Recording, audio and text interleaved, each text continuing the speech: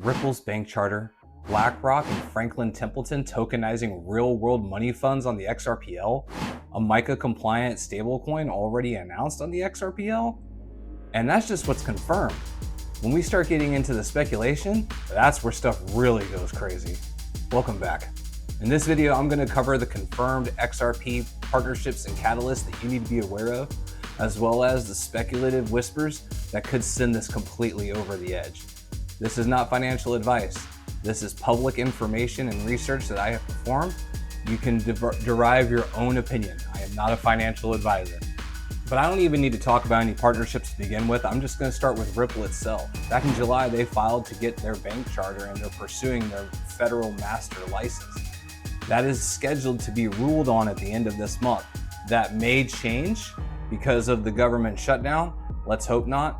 But on top of that, they were just granted on September 30th their no action letter from the SEC, which essentially allows them to custody digital assets.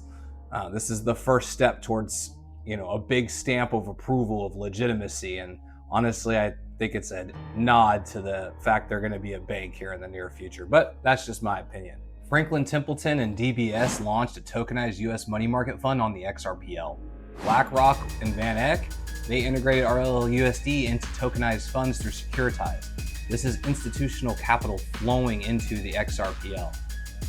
Trillions of dollars in the near future, moving on to the XRPL.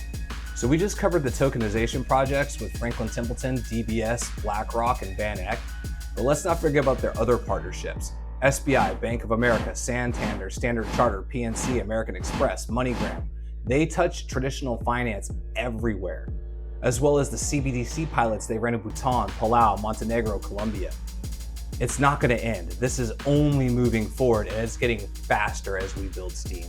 In 2025, Schumann Financial Group launched EuroP, a MiCA-compliant Euro stablecoin on the XRPL. That's established regulated Euro liquidity on Ripple rails. So now that we've covered why everyone's wanting to use XRP and all the people that are trying to use XRP, we have to cover the next part of this equation, and that's the supply crisis. Less than 5% of XRP sits on exchanges right now. Less than 5%. It has reduced by hundreds of millions since June. And we are down to a bare minimum. You can look this up. There have been reports about Coinbase's supply being down to less than 35 million. Binance's supply being down less than 1 billion.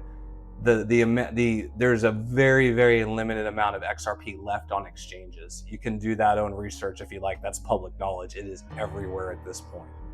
So to go along with that supply crunch, almost like they planned it, there are several ETFs scheduled to launch in October. Now that's probably gonna be pushed back because of the government shutdown, so we might even get more congested amount, but I don't think it matters that much because if you factor in the fact that SEC approved generic listings for ETFs on cryptocurrency, it's just gonna launch everything all at the same time. So I really do think as soon as this government shutdown is over, all this stuff is gonna launch, and with that supply crunch on exchanges, we could see a violent shift. So with that being said, I want to go ahead and take this time to point out everything that I have presented to you up to this point is 100% confirmed information and validated sources. You can Google it yourself and find it. But this is where we get to the interesting part and where I think everything ties in. And that's when we couple what we know with the unconfirmed and speculative rumors that are out there.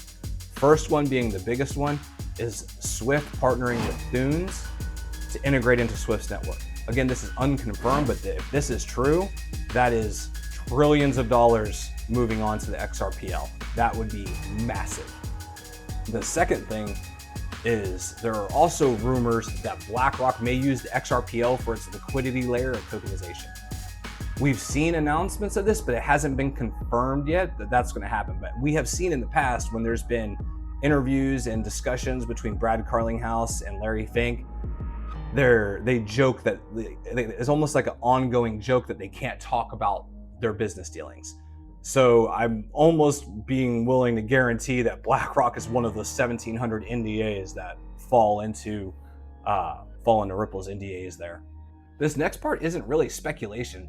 Ripple was invited into meetings with the United States and UK to discuss how blockchain is going to move going forward, along with other people in the crypto sector like R3 and things like that, which I do think R3 is going to run on XRPL, but that's for another day.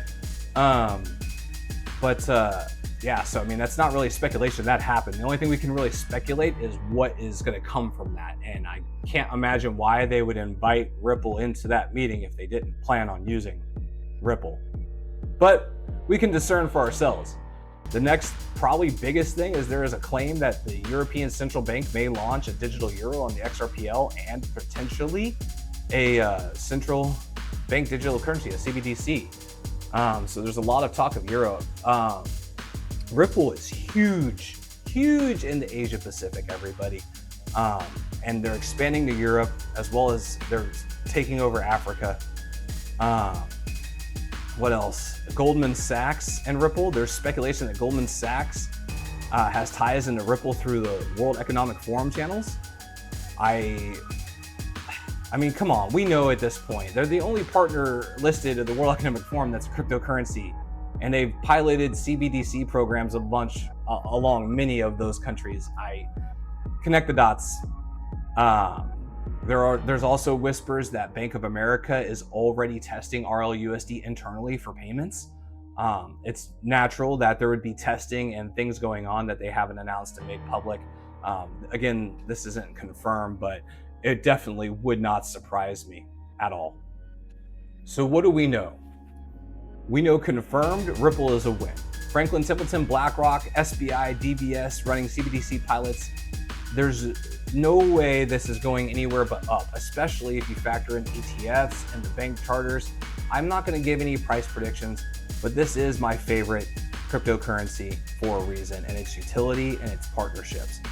And if this was a stock, it would be through the roof. And once the supply dries up, which we've already discussed, that there's a limited supply on exchanges, then we're going to see this fly. I really do believe that. I honestly, there's a lot more to this. I didn't even talk about the reverse carry trade. There's just so much involved with XRP. I could do a 45-minute video on everything. But if you want to see more, click subscribe, click the like button. I hope you enjoyed it. Let me know in comments what your thoughts are. Let me know if I missed anything. Let me know if I screwed anything up. I'm not perfect when I'm talking on these things.